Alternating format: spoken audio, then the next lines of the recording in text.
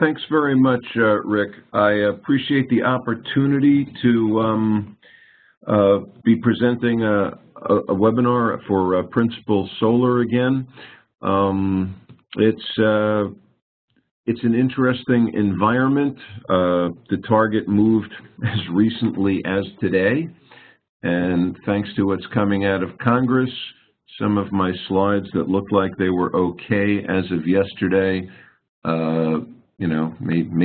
maybe be coming out of date. Okay, but let me make sure I've got a handle on the advancer. Okay, we're going to be talking today about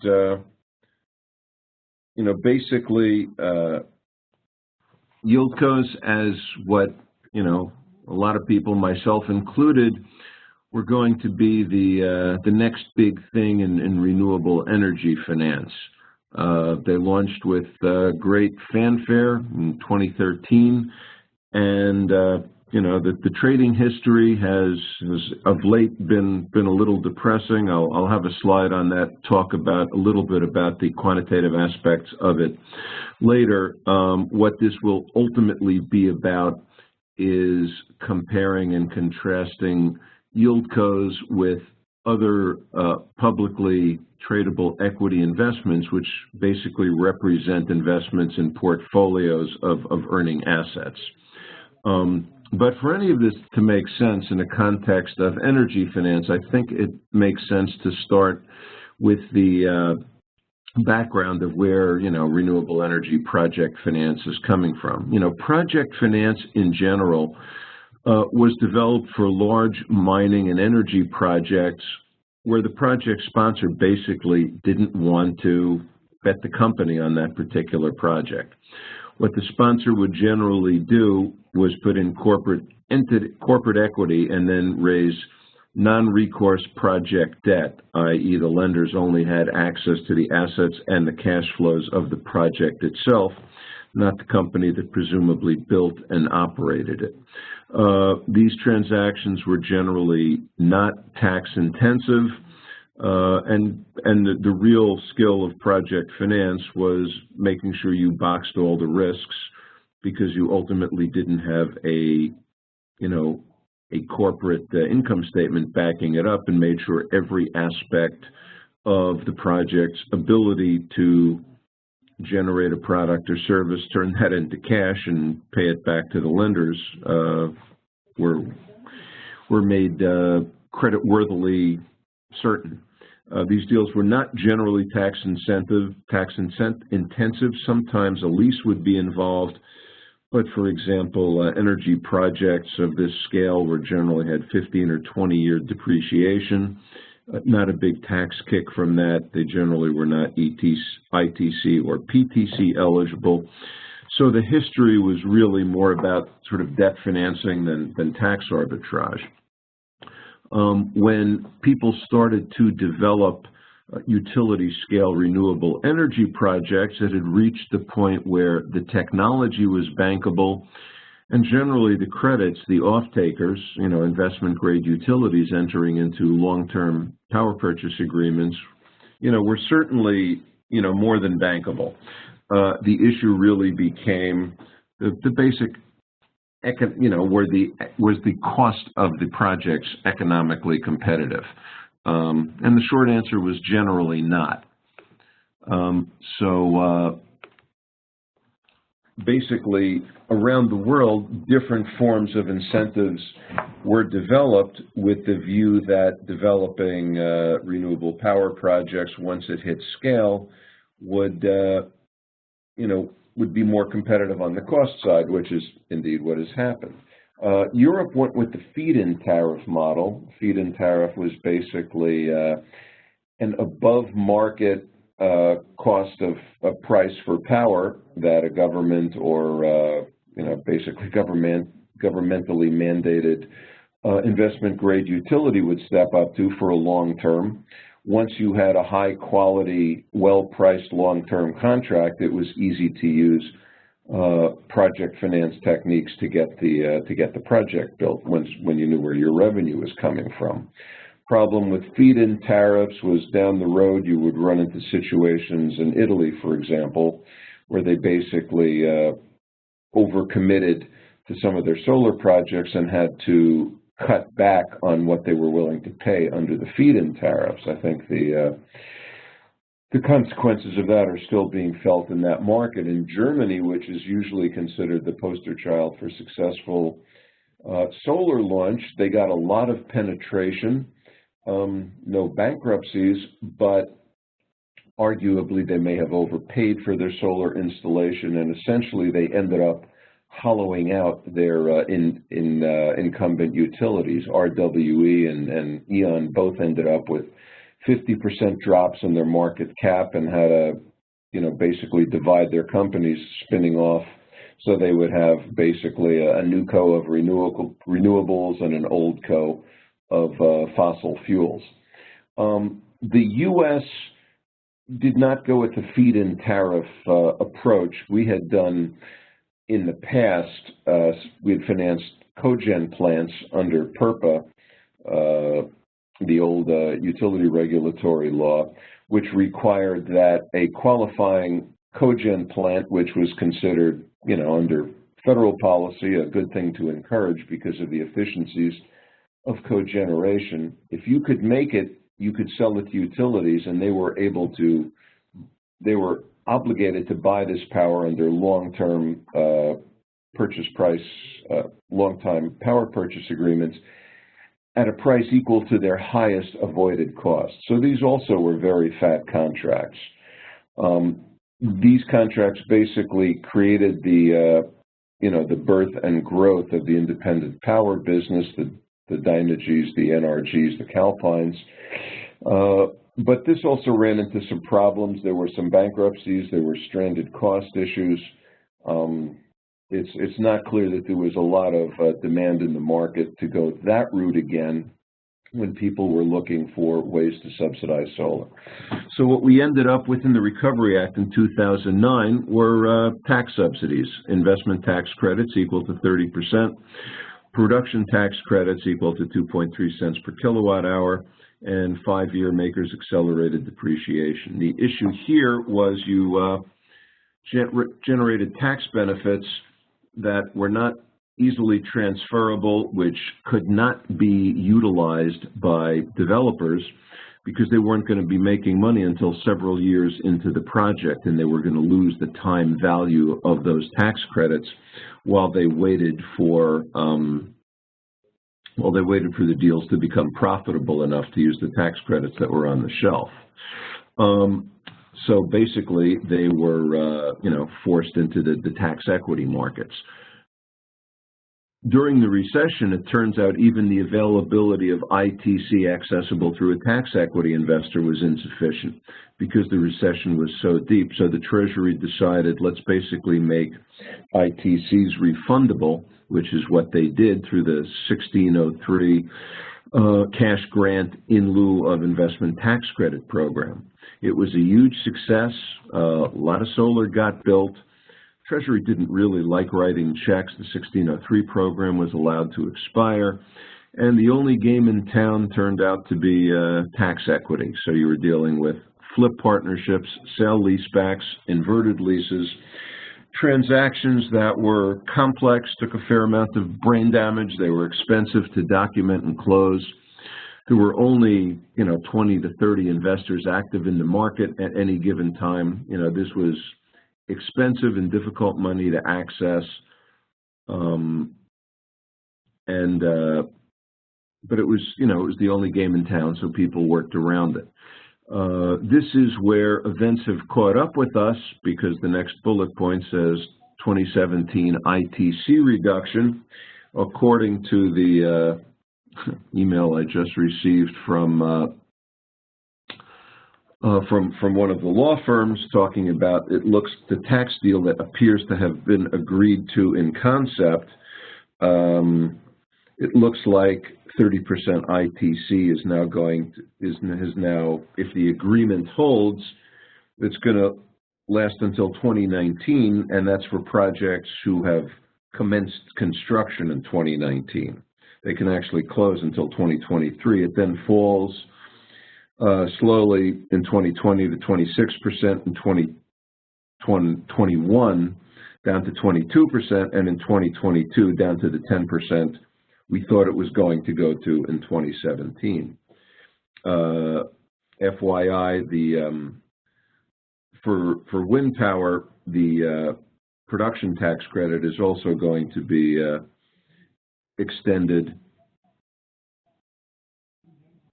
to the end of 2016 with the start of construction, with reducing levels for projects starting 27, 18, 19. So basically, this takes a bit of the pressure off, my thesis that we're going to find capital markets alternatives to tax equity, because if the deal holds, perhaps the tax equity market will be healthy a little bit longer. But had we gone to a low tax incentive world, we would really be looking at a world where, the capital markets became significantly more attractive. The nice thing about the public equity capital markets is you can access literally trillions of dollars for essentially for just in the asset class, including collections of interest earning assets, not operating companies. And by that, we're talking about things like real estate investment trusts and master limited partnerships, which have been, very successful for years. People like to buy collections of earning assets, especially when they're connected to tax benefits. So when you have, low yielding bonds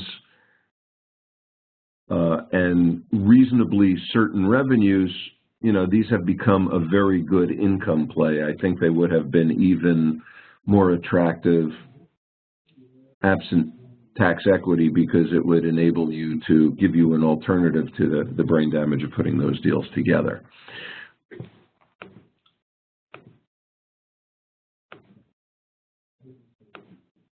Okay, so starting in 2013, we did see the Yieldcos start to come out of the gate. The high-profile public ones, including NRG Yield, which was sponsored by NRG, with solar and wind projects coming out of the parent company being spun off on the New York Exchange. Pattern Energy Group, which started out in wind power, it's on the NASDAQ, recently got into solar as well. Abengoa Yield from the Spanish engineering company that became an owner of power plants. NextEra Energy Partners, which is the unregulated sub of NextEra Energy, the parent company of Florida Power, who has a lot of utility scale, unregulated renewable projects around the country. Terraform Power, which was sponsored by SunEdison. And the newest of the group, 8.3 Energy Partners, a joint venture of First Solar and SunPower. 8.3 is kind of solar geek inside joke. That's 8.3 is the number of minutes it takes sunlight to reach the Earth from the sun. So these things launched with great fanfare, initially traded up. What has happened since? Here's sort of the quantitative part of our show. And just give me a moment. The slide advance is a little tough.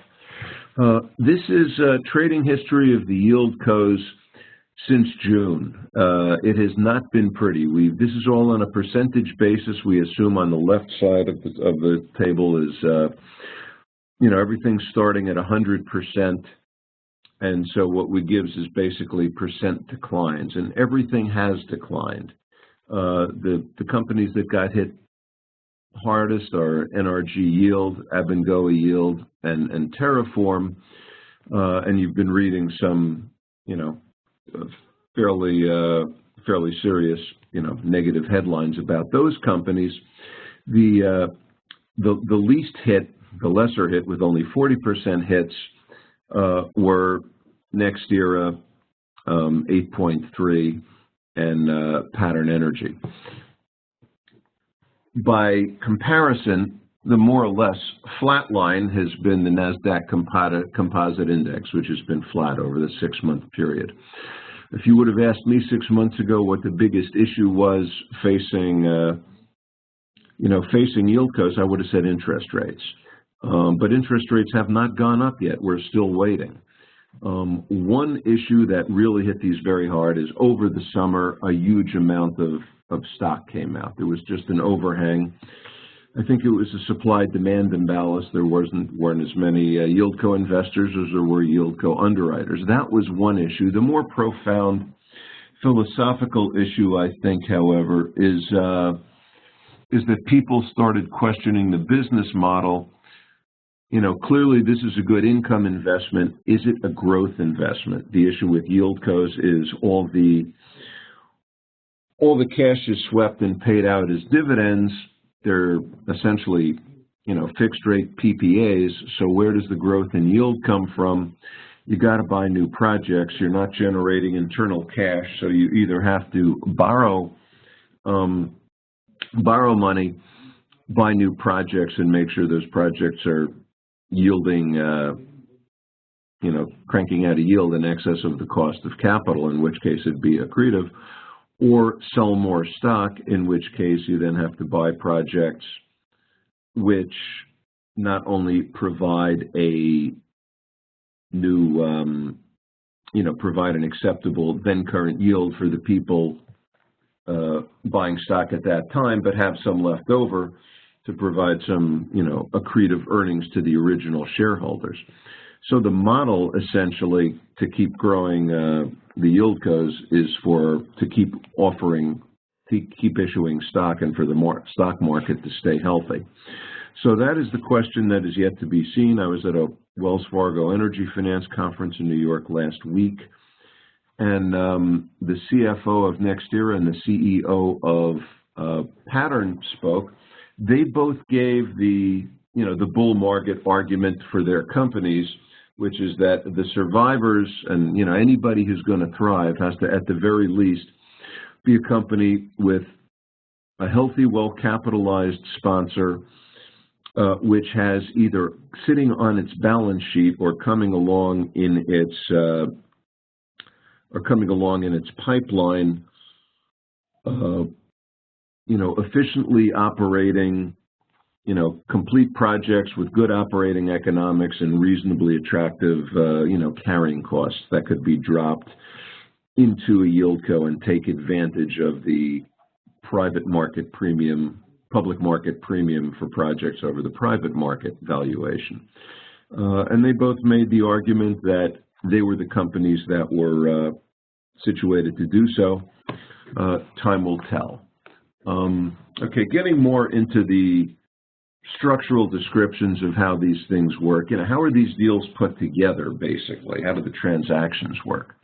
Yieldcos, for the most part, are, and in all of these transaction diagrams, the squares and rectangles are taxable corporations. The triangles are untaxable entities such as LLCs or partnerships, because a lot of that engineering is what goes into all these things. Yieldco is a public company, generally which has assets contributed by a sponsor.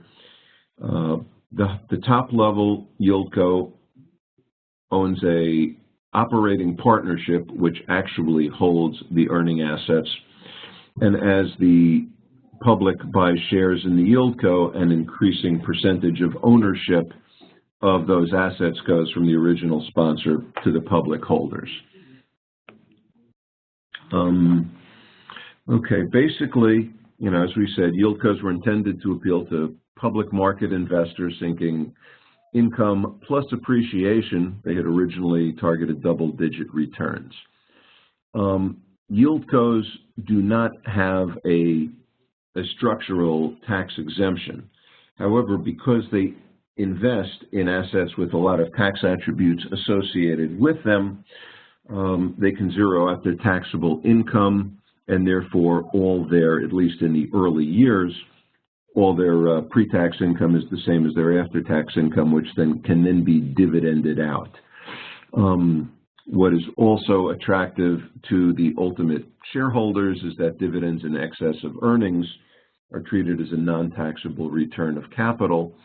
And unlike REITs and MLPs, Yieldcos have not traded off any legal restrictions on how they can operate their business in return for the tax break of non-taxability, so they can invest in whatever they want, pay out whatever percentage of earnings they want, and basically, the discipline is from the market, but, not from the tax code.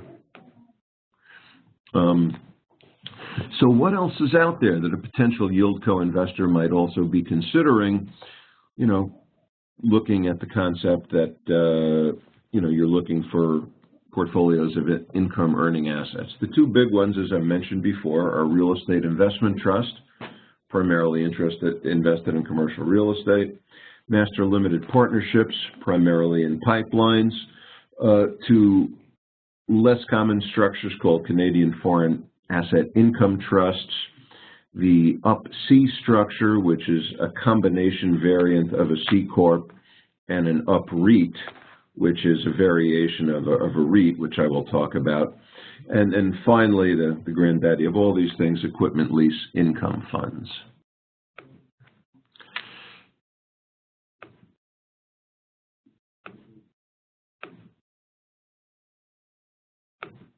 Okay, real estate investment trusts structurally can be somewhat simple. They're a taxable corporation. They're a trust. That's the square in the middle, with investors or shareholders, and they own property. Their non-taxability is driven by the fact that they can deduct dividends paid, and therefore avoiding corporate level income tax, as long as they work within the following restrictions. 75% of their assets have to be qualifying real estate assets. 75% of their income has to be generated from flows that are considered rents or mortgages for the purpose of the REIT rules, and 90% of the taxable income must be distributed to shareholders.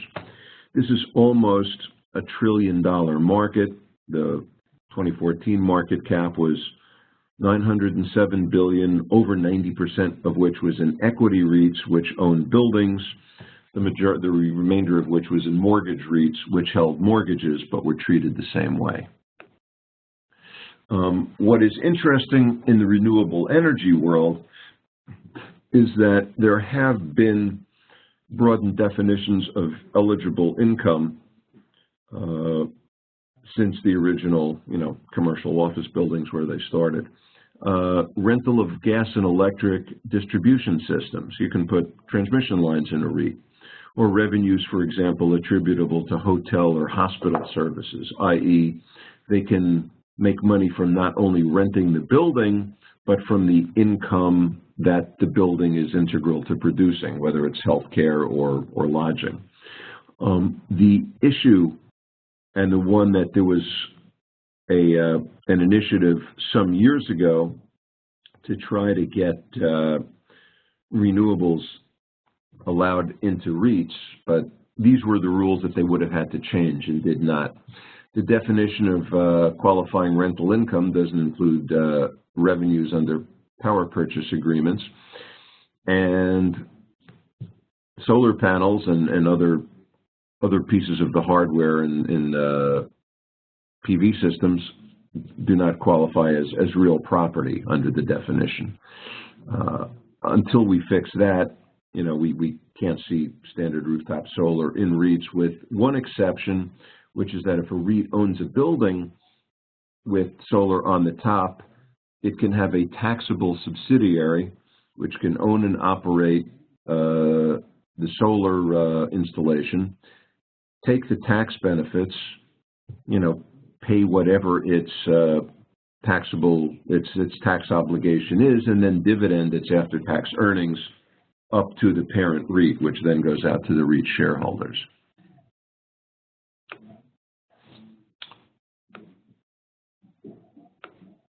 A variation on REITs, the so-called umbrella partnership or UPREIT, basically gives a little more timing flexibility to how you can contribute property to a REIT and when you trade it for essentially public stock.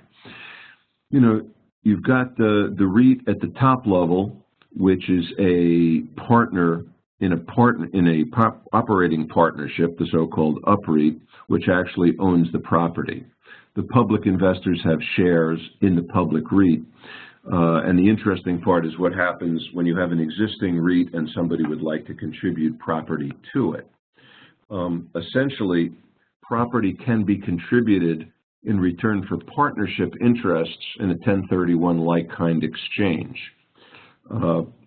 That has no tax implications, but you do have illiquid partnership interests. After a year, you have the option to convert your partnership units into liquid REIT shares, which then can be sold in the public market. That's a taxable exchange. One place these things have been used is for estate planning, because if the partnership units are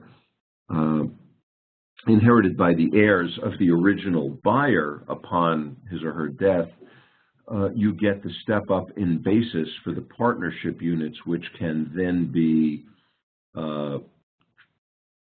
exchanged for liquid REIT shares with no further tax implications.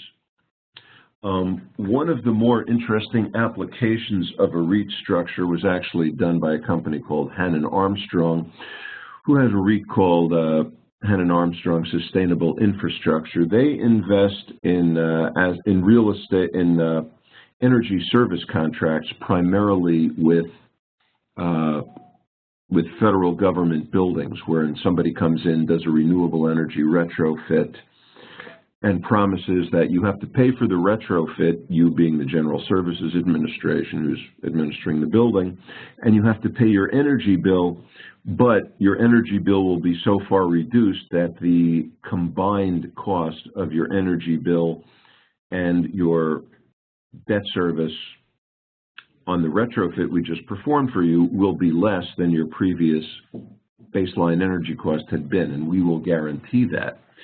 So HASI, as it's called, is investing in these deals. Interestingly enough, they got a private letter ruling, so nobody knows exactly how the thing works inside the black box because they've kept it private. What does come out of the annual report is what this REIT owns is, financing receivables and debt, and debt securities, which sound like a mortgage REIT. Equity securities, you're not exactly sure what that means. Real estate, that's certainly within the REIT rules. And equity investments in unconsolidated affiliates, which is, again, we really wonder what's going on there. When they have the breakdown of the year-end breakdown of the portfolio, 71% of it was in debt, 13% was in real estate, and most interestingly, 16% was in minority ownership of wind projects. So that's probably where the secret sauce of the letter ruling was involved. So it's interesting to see how people are, working around the edges in the gray areas to bring these structures into, the renewable business or the renewable and or efficiency business in one way or another. Now we move over to master limited partnerships, the other form of, investments in contracted assets. They are an instrument in which public owners buy partnership units from the MLP. The MLP owns assets, usually gas and oil pipelines, that have been contributed by a general partner, which in turn is owned by its managers. Partnerships traditionally have not been taxable. Prior to the 80s, even, publicly owned, publicly underwritten partnerships were non-taxable. In 1987, the IRS changed that, put in Section 7704. which put severe restrictions on the type of publicly limited partnerships which could avoid so-called entity-level taxation. So the rules are, if you want to qualify to be a master limited partnership, your financial income must be in the form of interest, dividends, rents, or capital gains, and the businesses generating this income, are limited to exploration, development, mining or production, processing, refining, transport, or marketing of minerals or natural resources, including relevant real estate, and in a 2008 change, biofuels and carbon dioxide. This is currently a $500 billion market. It's not quite parallel to the REIT market. The tax code does not require a minimum distribution, for example, although the market generally requires that. Partnership agreements require all available cash to be distributed to the partners. The general partner keeps 2% of the distributable cash flow and incentive distribution rights, which basically grow as the asset base of the MLP grows. The limiteds get 98% of all that distributed cash. The money that comes back from the MLP to the individual investor is first treated as return of principal and therefore untaxable until you've got all your principal back. And then only at that point is it, treated like essentially a taxable dividend. The interesting thing for this in renewable, so there has been some requirement for classification because people have tried to organize all types of businesses as MLPs. And there's currently some classification going on to figure out which businesses in the energy space, for example, does oil field catering, fuel delivery to gas stations, or plastics or petrochemical plants, count under the rules. They're trying to fine-tune those. What's more interesting to the renewable world is the potential for MLPs to include renewable energy projects and not just natural resource projects. Chris Coons, the Democrat from Maryland who filled Joe Biden's seat in 2012, came up with the MLP Parity Act, looking for level playing field between renewable resources and fossil resources. He's reintroduced it in 2015.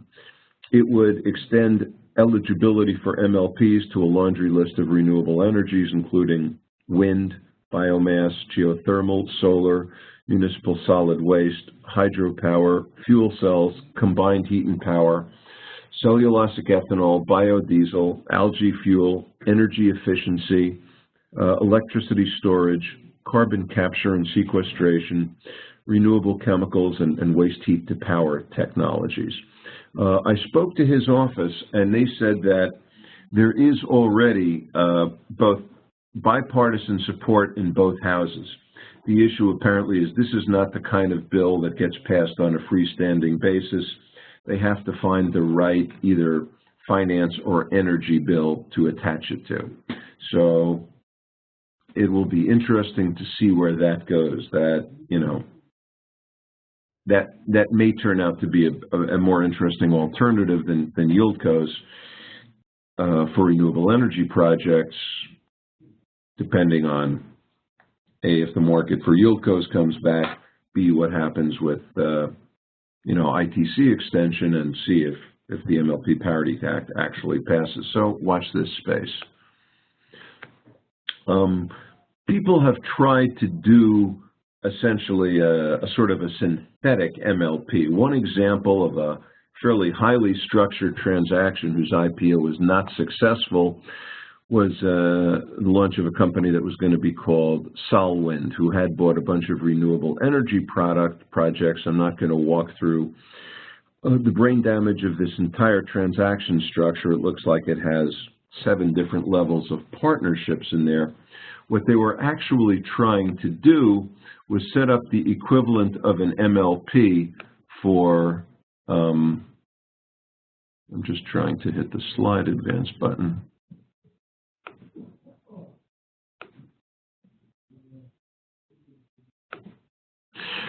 an MLP for energy assets who didn't fit the 7704 rules for, natural resources.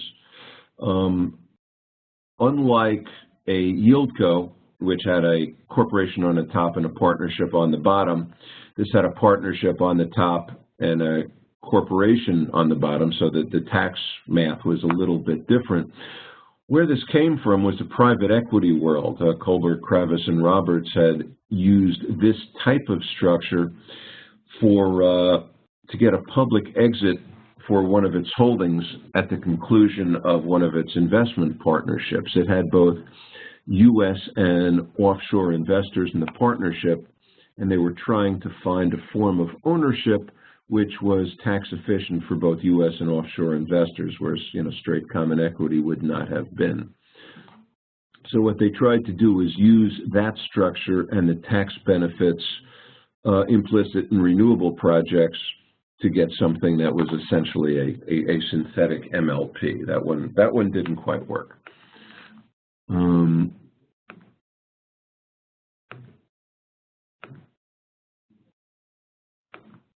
I'm sorry, the button on my screen is very tiny, and here we go. Okay.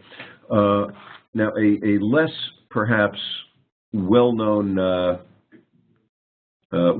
structure, probably better known again in the oil patch, is the Canadian Foreign Asset Income Trust. That's a structure where you can buy your units on the Toronto Stock Exchange in a top-level trust. Its subsidiaries are a Canadian holding company, a U.S. operating company, both in corporate forms, and this would be applied when the ultimate assets it's designed to hold are U.S. assets. This is something that's already been done in the oil patch. People have attempted to use it in the renewable world as well. Canadian trusts were kind of like U.S. partnerships.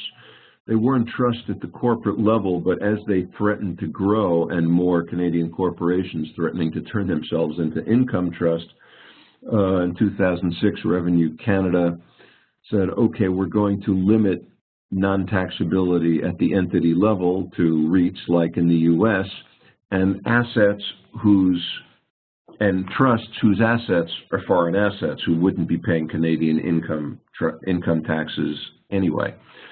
U.S. assets are eligible, and basically you can structure a deal where a Canadian trust buys a U.S. asset, which will, by definition, avoid Canadian income tax, can also be structured to avoid U.S. withholding taxes on the distributions from a Canadian trust.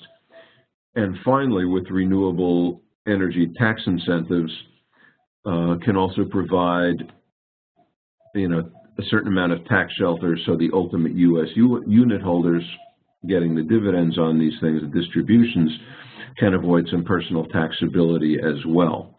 Why go to Canada? Essentially, they have a smaller threshold transaction size. They can do public offerings, quicker and cheaper than you can do it on the New York Exchange. Successful issuers in this market have been Eagle Energy and Parallel Energy. The first deal that tried to do a collection of solar assets in this market, Clean REIT Partners, unfortunately was not successful in launching an IPO.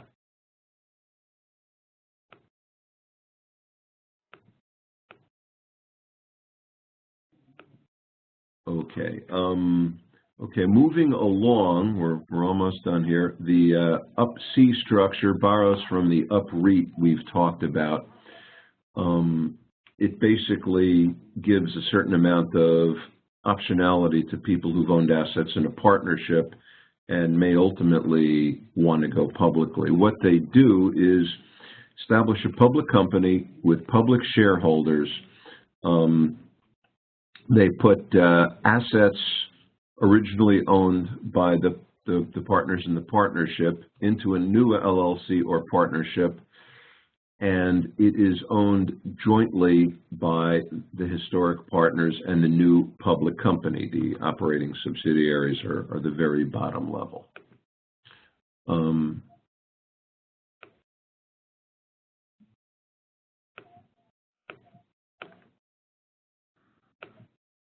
Oh, here we go. Partnerships can't usually go public other than MLPs. This is a way you can do so in stages. Again, this comes from the private equity world. GoDaddy and Shake Shack went public using this structure. Some smaller energy deals, I guess not household names, have done so as well. What happens is you have a couple of different classes of shares. The public company sells A shares, downstreams those proceeds to the partnerships, which in turn buys the partnership units from the historic partners. They get cash and they get non-economic but super voting B shares. Over time, the historic partners sell out. The higher percentage of the assets in the company are owned by the public shareholders.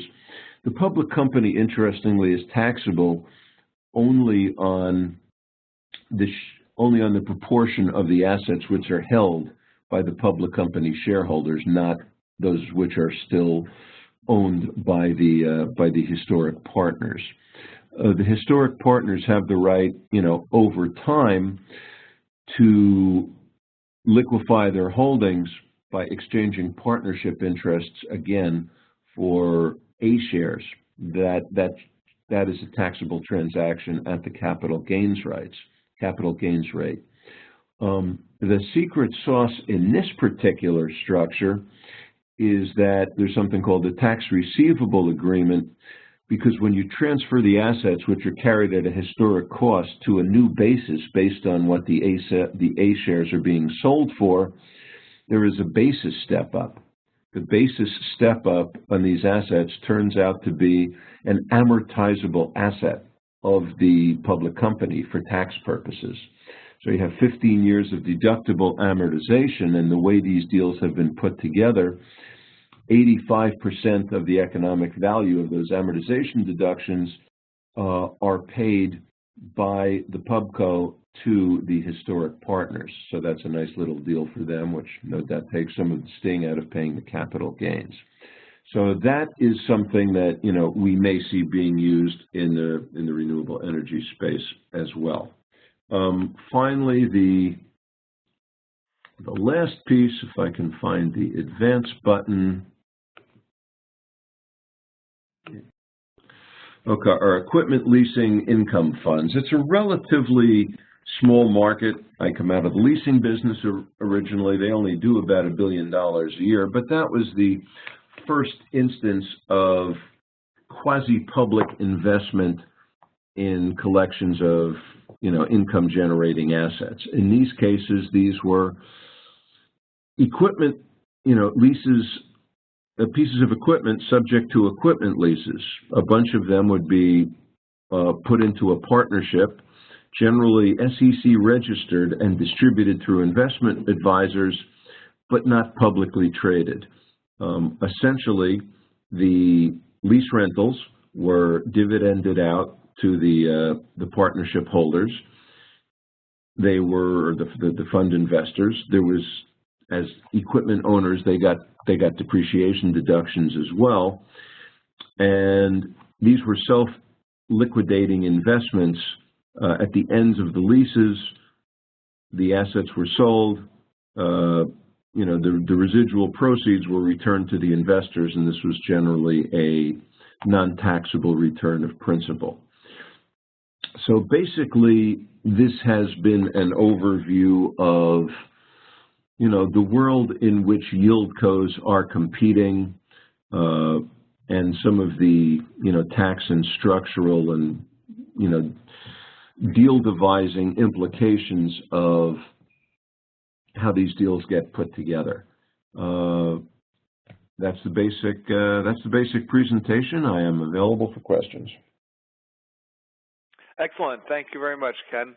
And I remind the audience, if you have any questions for Ken Kramer, please send a chat message in the lower right corner of your screen. I've collected 4 so far, so we'll just start at the top. Ken, the first question was, is Senator Coons' MLP legislation part of the package that is being considered by Congress today, along with the ITC extension?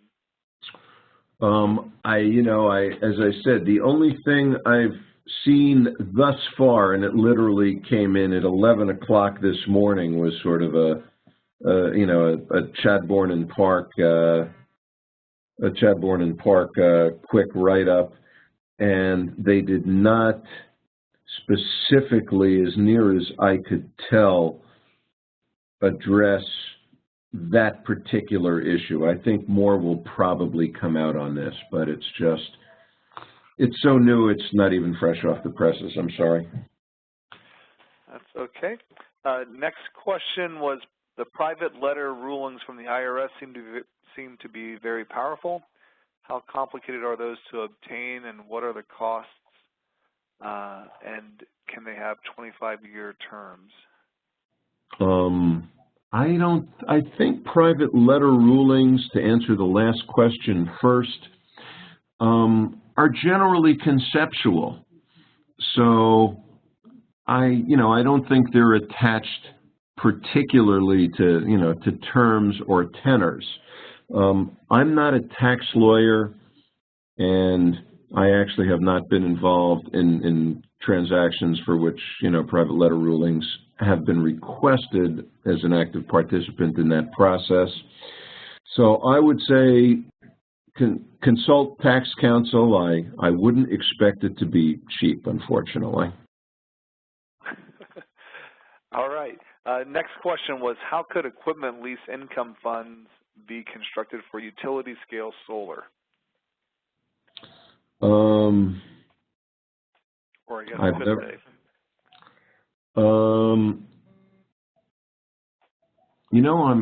I'm trying to figure out whether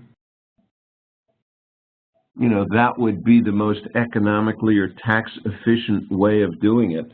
I don't know. I probably don't want to start drawing diagrams and thinking about it in real time. I have a feeling that is, the oldest technology on this list. I don't know if that would be the optimum way of going about it.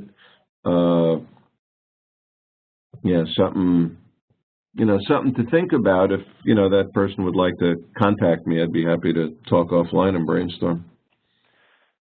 Okay. The next question is, could you comment more on the taxable REIT subsidiary? Is this commonly used in practice? Did I hear you say that the after-tax income stream of the subsidiary can be treated as a qualifying income stream for the REIT under the 75% qualifying income requirement of REITs? That is my understanding. I know they exist. I believe in the case of can they be applied to solar, they really have to be attached to or associated with a REIT-owned building. So they may not be limited to have to be on that rooftop. They could be a ground mount that is dedicated to serving that particular building. But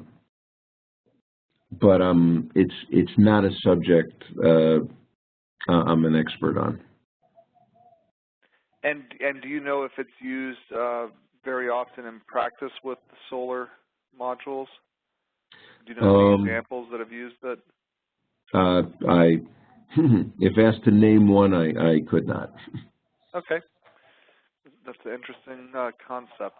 But as I read about it, it didn't seem like it was particularly novel or controversial. I came across it in my research, and it was sort of like the best news you were going to get in terms of, there's nothing in the REIT rules that prevent 100%, that allow 100% outright ownership of a solar farm, which is really what people were looking for in the first Obama administration when they were trying to do this. That's why it's so interesting that Hannon Armstrong has found even a minority interest in a solar, in wind farms, and somehow gotten it to qualify.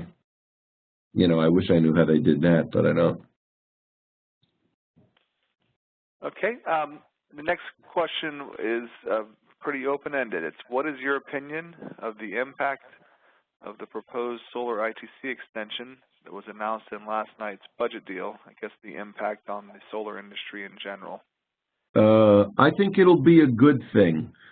because I'm not a huge fan of the use of tax equity, because it is complicated and expensive and there is a finite supply, which is why I had such great hopes for a capital markets alternative where there's, you know, awash in hundreds of billions of dollars of investable funds.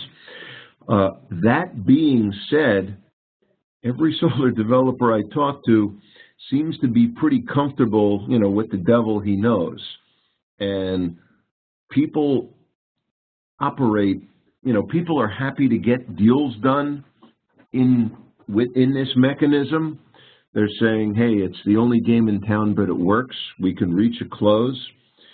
So I think in terms of the future of the solar business,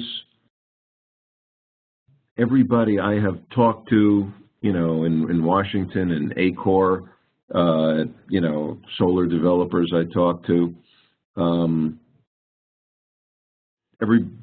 top of everybody's wish list was ITC extension. So I think this is a good thing. There will be more status quo, and maybe there's a more elegant financing solution out there somewhere.